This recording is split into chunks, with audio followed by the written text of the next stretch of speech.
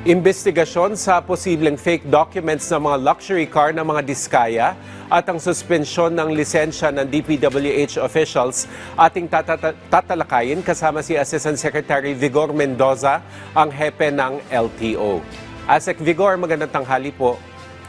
Good afternoon po. Thank you sa pagkakataon nito. Asek, pakipaliwanag lang po sa ating mga nanonood at nakikinig yung findings po ng Bureau of Customs na sinasabing walang papel o dokumento ang ilang luxury car na mga diskaya. Ano po ba yung findings ng LTO hinggil dito? Ito po, 30 sasakyan ang minomonitor, chinek ko natin na nakapangalan kay Diskaya couple, pati na doon sa nakaregister sa kanilang mga kumpanya. Doon sa 30 sasakyan na yon, 4 na dokumento po kasi ang hinahanap ng LTO para ang isang sasakyan ay marehistro. Number 1, ang tinatawag namin na Certificate of Stock Report. Ito po ang certificate na nagpapatunay na ang sasakyan nandyan po sa Pilipinas. Number 2, ito po yung sales invoice ng sasakyan. Number 3, ito po yung police clearance na nagsasabi itong sasakyan ay hindi ho ginamit sa isang krimen. At number 4, isa sa pinaka-importante, ito po yung certificate of payment na galing sa Bureau of Customs na electronically transmitted po sa LTO. Now, dito po sa 30 sasakyan na monitor po natin, lahat po yan, kompleto ang documentation. Kaya nga ang utos nga sa atin ng ating Secretary Lopez ng DOTR ay magpapadala ho kami ng team sa Bureau of Customs. Re-request ho kami ng meeting para magkaroon ng comparison of documents. Kasi sinasabi ni Commissioner may kulang na dokumento. For purposes of registration naman, kompleto ang dokumento. So mag-sharing ho kami ng mga dokumento para malinawan natin ano ang kulang. Asik, ano po ba yung proseso ng electronic transmission ng Certificate of Payment mula po sa BOC papunta sa LTO at paano po ito na-verify kung tunay o peke? Meron pong link ang BOC at saka matagal na po itong link na to ng BOC at saka ng LTO at yung mga personnel po ng BOC tinatransmit nga po yan electronically dun sa link to the LTO portal. So doon naman na-verify ng ating mga taong in charge ng rehistro kung may certificate of payment galing Bureau of Customs. Doon po sa mga electronically transmitted documents, ASEC, meron po bang indikasyon o may posibilidad ba na pwedeng mapeke ang mga ito?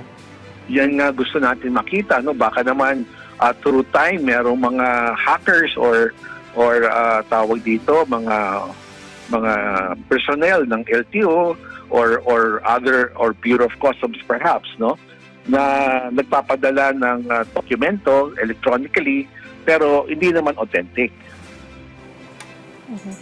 Asik, nabanggit nyo nga po kanina na makikipag-ugnayan kayo sa BOC. Ano naman po ang magiging aksyon ng LTO kung sakali na meron pong personnel na sangkot sa pagpapakita na kumpleto ang dokumento ng mga sasakyang ito? Kung meron po tayong kasi itong mga transaksyon na to, karamihan po dito nangyari in the last administration. Kung meron po mga tao ng LTO na nandito pa sa LTO hanggang ngayon at sila ay kasangkot sa maling gawain, mananagot po sila niyan, both administratively and criminally. Ang sabi nga ni Secretary Lopez sa amin, kailangan siguraduhin namin na pag-rehistro ng mga sasakyan na ganito, kompleto ang document. Asek, sa ibang usapin naman po, ano po yung legal na batayan ng LTO sa pagpataw ng 90-day suspension sa lisensya ni na DPWH Bulacan 1st District Engineer Henry Alcantara, Assistant District Engineer Bryce Hernandez at yung 3 iba pa? Kasi po nasa batas po yan, yung 90 days preventive suspension. Pag kayo ay mag-falsify ng public document ng LTO gaya ng lisensya, pwede ko ipatawan ng preventive suspension. Ito po, malinaw po na may supposedly lisensya na galing po sa kanila na peke. Alam namin yung peke kasi wala akong lumalabas na ganong klaseng lisensya sa records po ng LTO, no? So gusto namin mapaliwanagan saan galing itong mga lisensyang to. Meron bang LTO na empleyado ang nagbigay sa kanila, no? Making it appear na authentic when in fact it is not, no? So kung meron pang LTO na empleyado na kasangkot dito, ay papadanagutan po natin yan, no? Pero kung hindi naman, gusto natin malaman saan nila nakuha yan. Asik, ano naman po yung epekto ng show cause order na inilabas laban sa kanila at ano rin po yung posibleng susunod na hakbang kung hindi po sila makapagsumite ng sapat na paliwanag? Oh.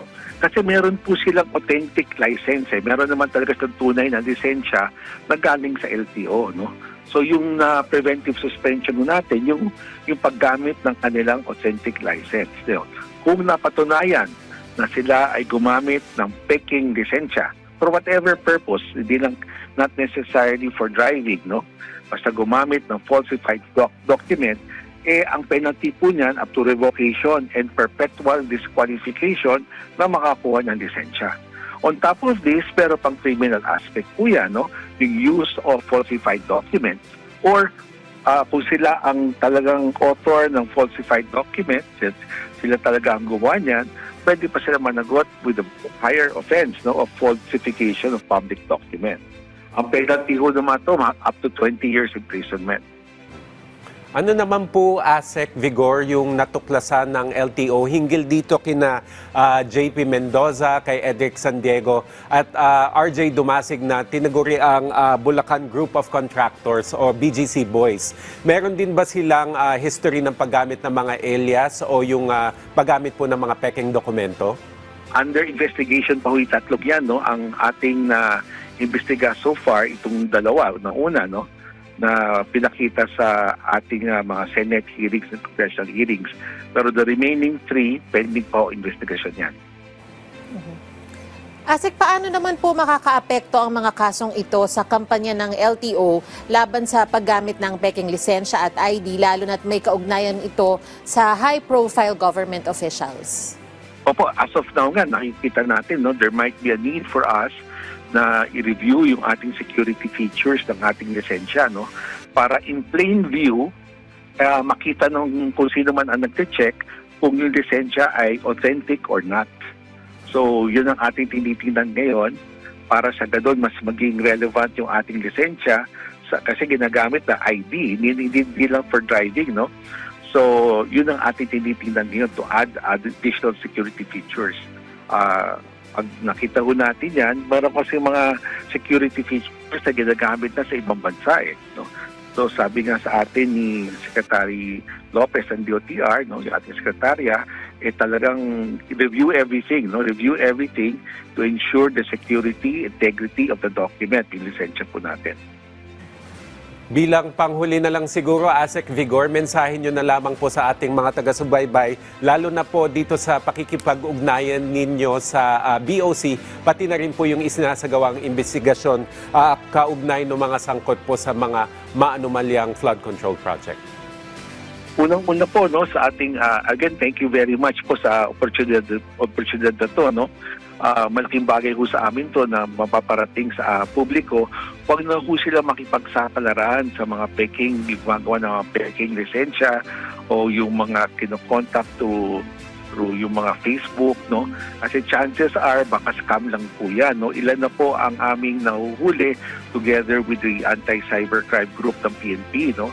At pag kayo'y nahulihan na may hawak po ng peking lisensya, damay po kayo dyan. It will be up to you to explain, no, the circumstances kung paano nyo nakuha yan at kung kayo talaga ay alam na alam nyo yung nangyari, malaking problema both administratively, pa-cancel ang lisensya nyo at baka makulong pa kayo, no.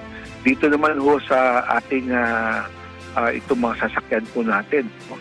Tuloy-tuloy po ang LTO na pag-ugnayan with other government agencies para palakasin pa rin natin yung ugnayan at saka yung security ng ating mga dokumento, especially in the wave of itong mga internet, no, mga technology, digital solutions, the issue of hacking, cybersecurity.